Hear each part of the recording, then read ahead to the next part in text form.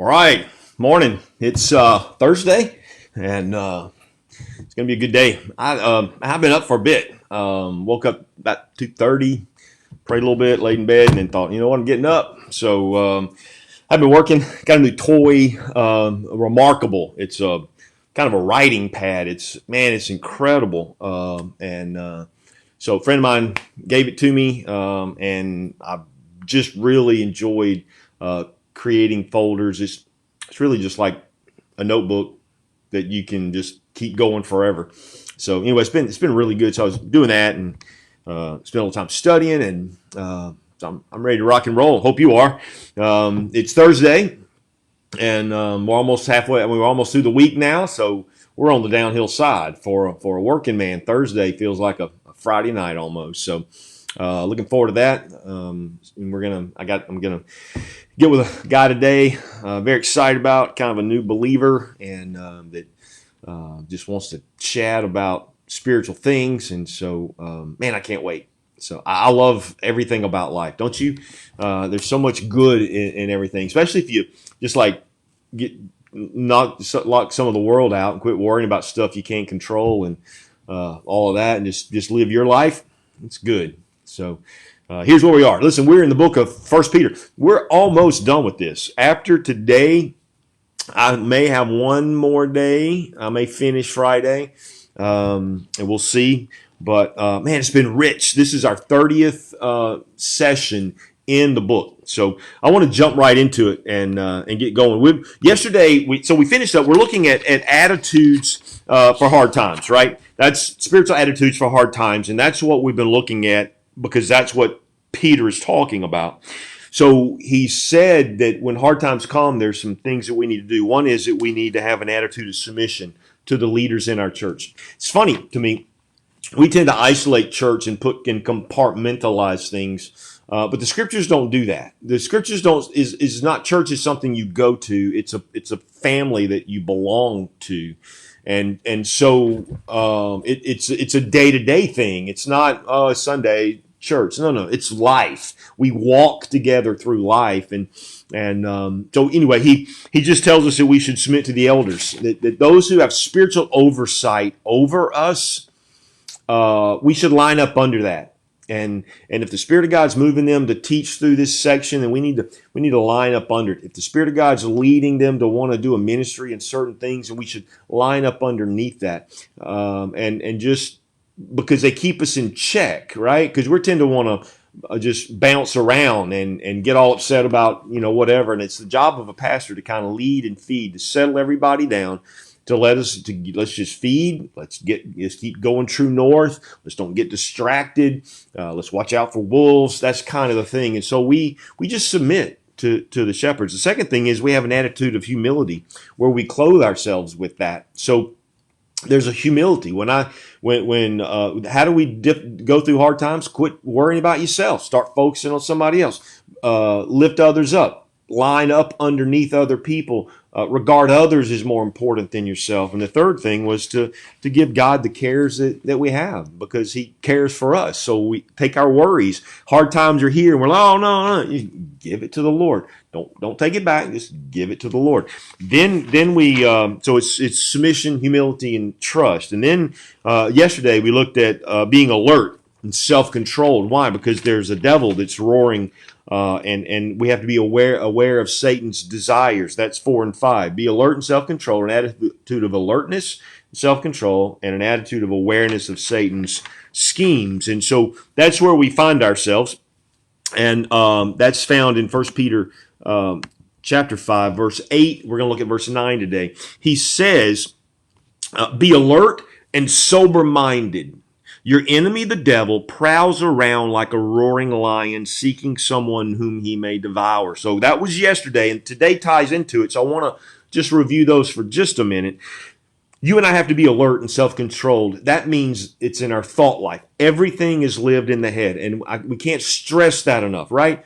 Be not conformed to this world. Don't let the world squeeze you into its mold, but do what? Be transformed. How? By the renewing of your mind. Right? That's the thing, right? Be not conformed to this world, but be transformed by the renewing of your mind. If I want to see God transform my life, if I want to live fully this abundant life that God has for me, my mind has to be renewed. Thoughts have to be reshaped and thoughts that are untrue have to be pushed out. Thoughts that are true have to be put in. And we've been so enamored and assaulted by worldly things that we have muddled the things together, and so we believe a lot of what the world says and then some of what the Bible says, and we have to completely flip that. Whatever the word says is true. Whatever's going on around us, if it doesn't line up with that, it's just false, and so we just don't go there. Then so the battle's in the mind, and that we have to know that. And then the second thing is the awareness of Satan's desires. The term he uses there, the devil, is the word diabolos. It's the word accuser. He accuses us night and day before God. He wants us to accuse each other.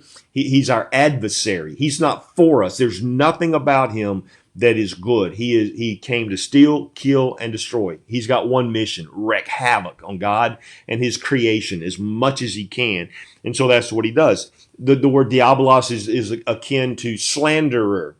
So he's bringing slander, and slander it doesn't have to be something false that you say about somebody. It's something detrimental that you say about somebody to somebody else. And so what we learn about Satan, and when you know these things, it's powerful.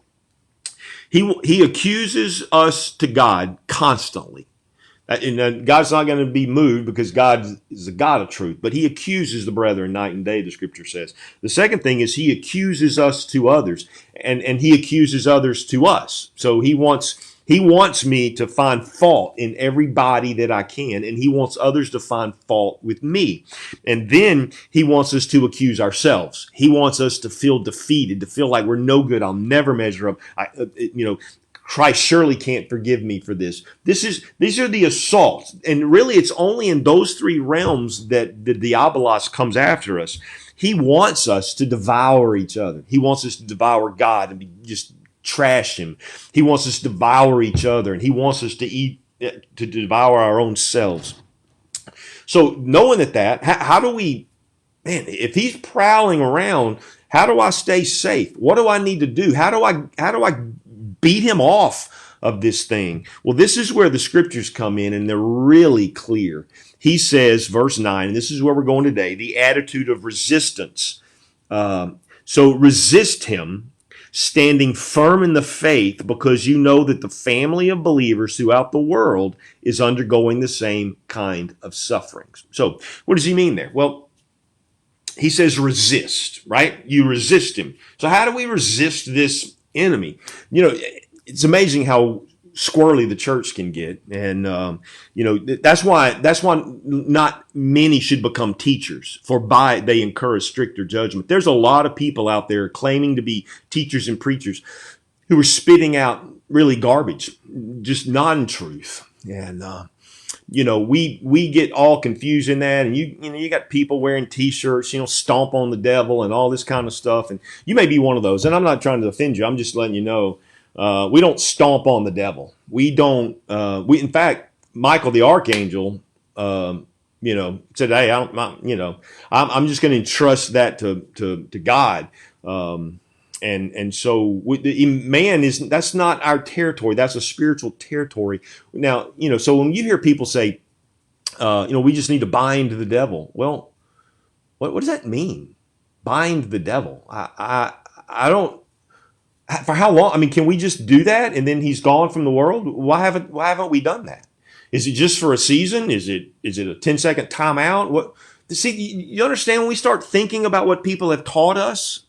What does that mean? How about we're just going to set up a hedge of protection? Well, what does that hedge of protection look like? Unless we're talking about holy angels. What is that going to do? The battle is always in the mind. This is what he says. Resist him how? By standing firm in the faith. That's how we do it. We stand firm in the faith. What does that mean?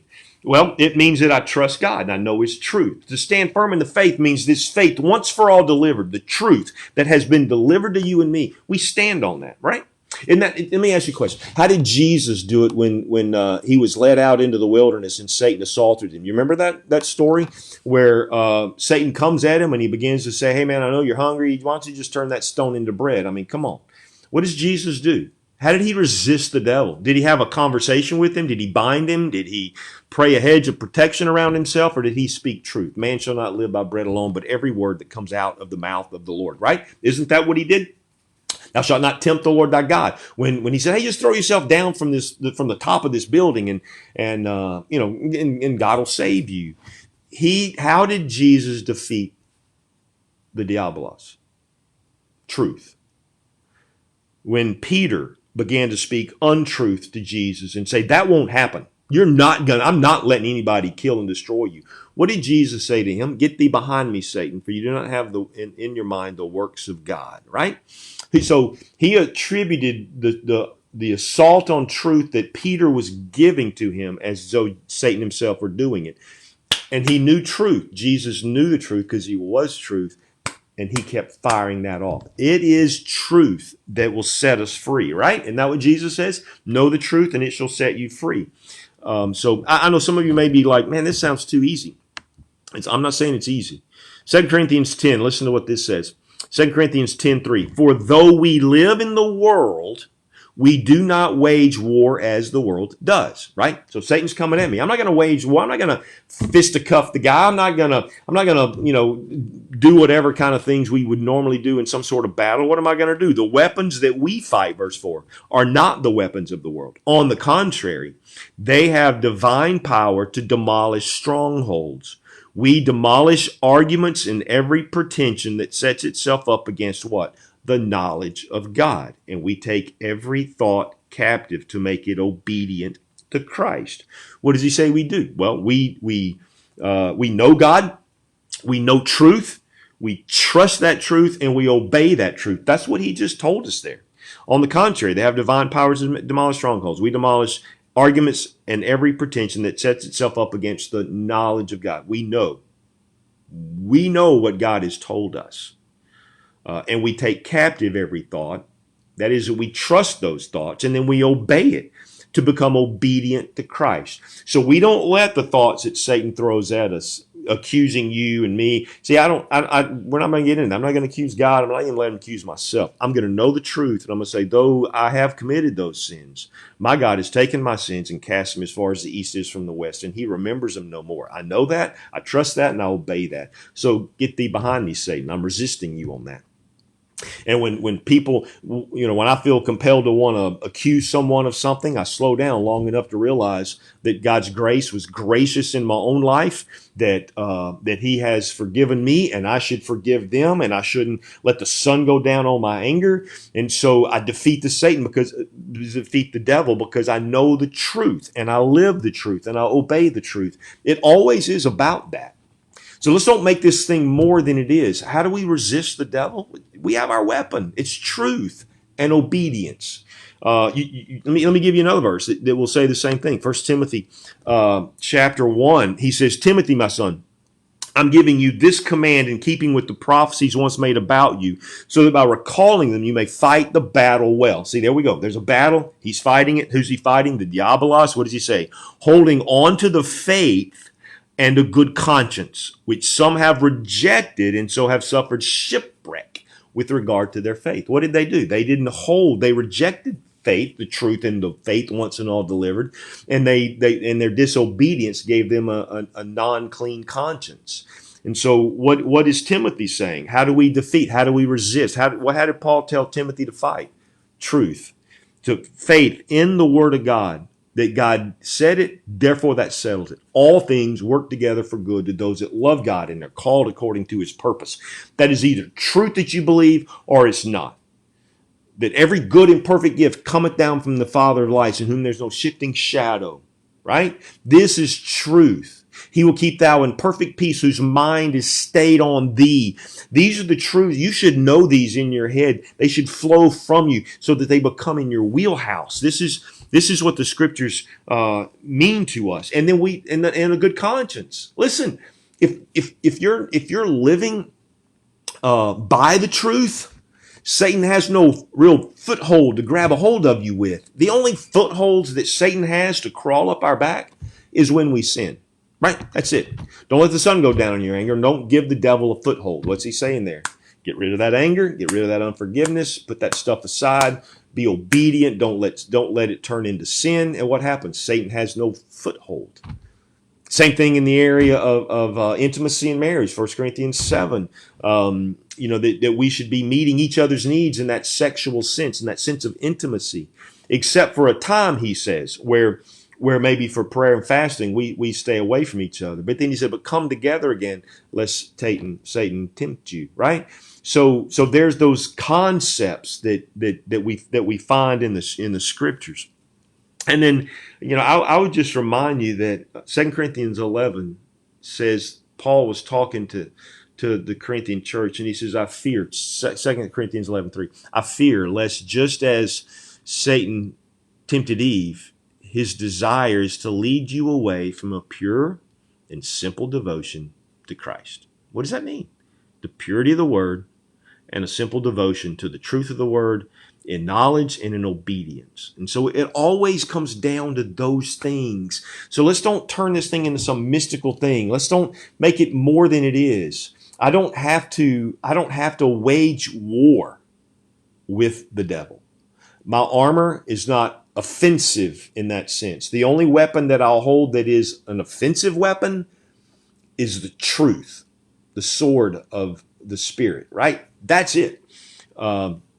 Everything else is just defensive stuff. My righteousness, my faith, all of those issues, my salvation. So how do we do this? What's the attitude I have to have? Hard times are coming. Man, when hard times come, Satan loves that because he can stir up all kind of mess when hard times come.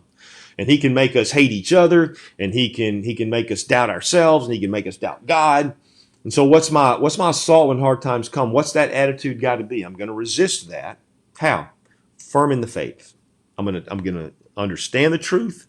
I'm gonna live the truth, and that is my weaponry against the devil. And what does he say happens?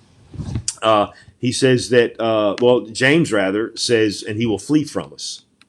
So when we resist the devil, he flees. Right? He goes, okay, well I can't break in. I'm gonna go down the street, find me somebody else, because he knows truth and obedience to it is the greatest protection that we can have from his daily assaults. And so that's the truth in the word today, and I want to give to you. And man, I love you guys. Can't wait to finish up this book with you tomorrow. Until then, man, you guys have a great day and be good.